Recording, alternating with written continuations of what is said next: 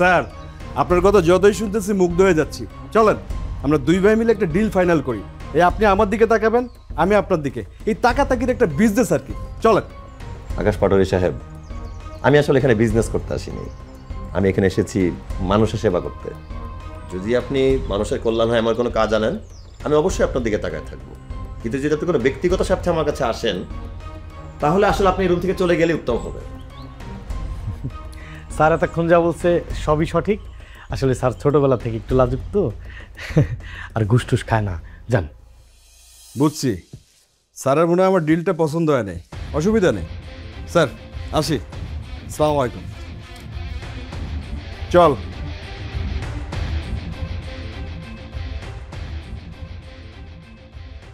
বাবা রে বাবা। আসলে স্যার বড় হইলে এরকম ছোট ছোট ঝামেলা আসবে, এটা মানায় নিতে হবে। আসবো স্যার। হ্যাঁ হ্যাঁ, আসেন, বসেন।